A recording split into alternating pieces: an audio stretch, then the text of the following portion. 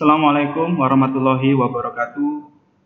Halo, bertemu lagi di channel Sahabat Ekonomi. Pada video kali ini kita akan belajar tentang pelajaran prakarya dan kewirausahaan, yaitu tentang perhitungan break-even point atau biasa disingkat BEP. Mungkin dari kalian bertanya-tanya, break-even point atau BEP itu apa sih? Jadi break-even point atau BEP atau biasa disingkat titik impas adalah posisi suatu perusahaan yang belum memperoleh keuntungan namun tidak juga merugi. Atau BEP juga dapat diartikan sebuah kondisi ketika jumlah pengeluaran yang diperlukan untuk biaya produksi sama dengan jumlah pendapatan yang diterima dari hasil penjualan.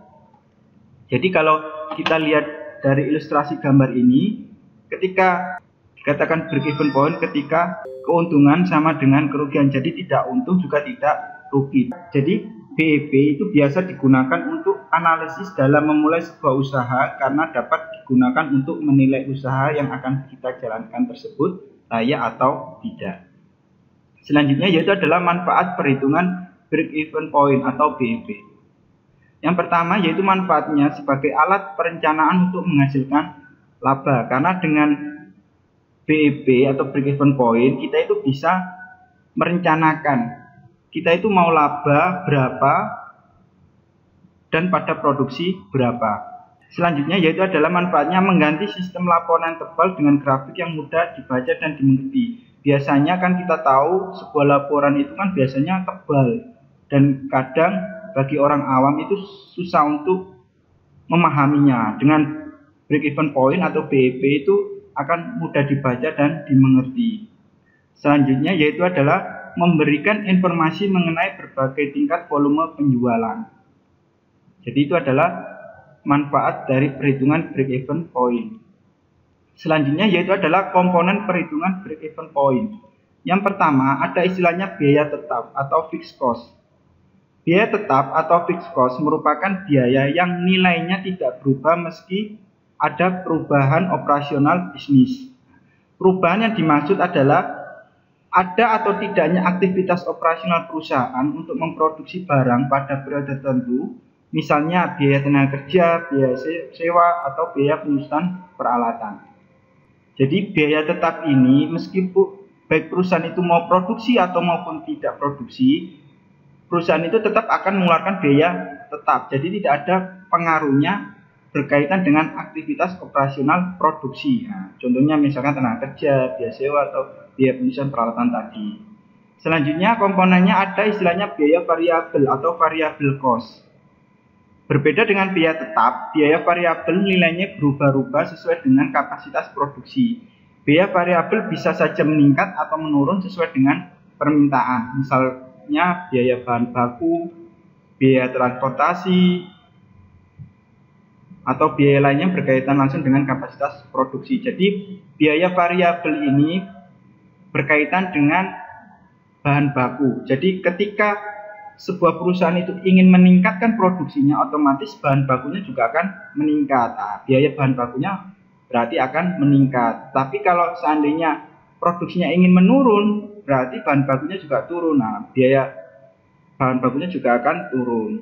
Itu salah satu contohnya. Selanjutnya komponennya ada istilahnya harga jual atau selling price. Nah, harga jual merupakan besaran harga setelah menentukan seluruh biaya produksi ditambah dengan nilai keuntungan atau margin. Harga jual biasanya dihitung per unit setelah produksi. Nah, jadi setelah melakukan perhitungan biaya produksinya berapa dan keuntungan yang diinginkan berapa, baru akan ketemu harga jual yang diinginkan. Selanjutnya yaitu adalah perhitungan break-even point. Nah, yang pertama itu ada BEP unit. Nah, ini digunakan untuk mengetahui berapa unit jumlah barang atau jasa yang harus diproduksi untuk mencapai BEP. Nah, ini rumusnya. Untuk mencari BEP unit, rumusnya yaitu adalah FC dibagi P min VC. Nah, di sini FC ini adalah fixed cost atau biaya tetap. Untuk P-nya ini adalah harga produk, price. Sedangkan VC-nya ini adalah variable cost. Ini adalah rumus untuk mencari BEP unit. Selanjutnya yang kedua ada BEP rupiah. Ini digunakan untuk mengetahui berapa rupiah nilai penjualan yang harus diterima untuk mendapatkan titik impas. Nah, untuk rumusnya untuk BEP rupiah yaitu adalah FC dibagi 1 min 1 dikurangi variable cost dibagi price. Nah, di sini keterangannya. FC itu adalah fixed cost, biaya tetap. VC adalah variable cost, biaya variabel, P adalah harga produk. Jadi adalah rumus untuk mencari BEP rupiah. Untuk lebih mudahnya memahami tentang perhitungan break-even point, kita coba contoh perhitungan break-even point. Nah, di sini ada sebuah kasus, yaitu sebuah UMKM yang memproduksi peralatan rumah tangga ingin mengetahui berapa unit yang harus diproduksi agar mencapai BEP atau titik impas. Nah, di sini biaya tetap produksinya 50 juta. Biaya variabel atau tidak tetap per unit sebesar 200.000, harga jual per unitnya sebesar 400.000. Nah, berapakah unit yang harus diproduksi agar perusahaan tersebut mencapai BEP? Oke, langkah-langkah pertama kita sudah diketahui bahwa biaya tetap produksinya kan 50 juta, biaya variabel per unitnya 200.000, harga jual per unit 400.000. Nah, untuk menghitungnya kita gunakan rumus yang tadi, BEP unit, yaitu total biaya tetap atau fixed cost dibagi harga jual per unit dikurangi biaya variabel setiap produk.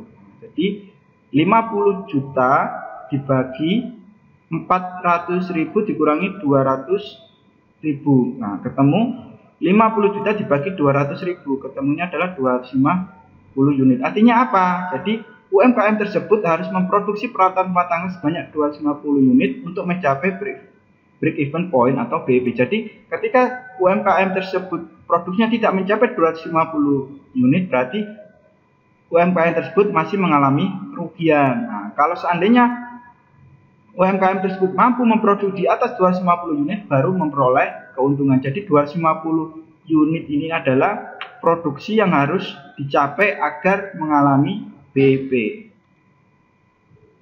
Nah, ini ada contoh perhitungan lagi. Untuk kasusnya sama, tapi yang dicari adalah berapa rupiah penjualan yang harus dicapai agar perusahaan tersebut mencapai BEP. Tapi sama, tinggal kita gunakan rumus untuk mencari BEP rupiah, yaitu biaya tetap cost dibagi 1 min biaya variabel per unit dibagi harga jual per unit. 50 juta dibagi 1 min 200.000 per 400.000. Ketemunya kan 50 juta dibagi 1 min setengah atau 50 juta dibagi 0,5. Ketemunya adalah 100 juta. Artinya apa? Jadi UMKM tersebut harus bisa mencapai penjualan sebesar 100 juta untuk mencapai titik impasnya. Oke, di sini ada latihan soal. Coba nanti kalian kerjakan. Kira-kira kalian sudah paham atau belum? Oke, selamat mengerjakan. Oke, terima kasih. Bila mana ada pertanyaan maupun kritik saran, bisa langsung ditulis di kolom komentar. Terima kasih.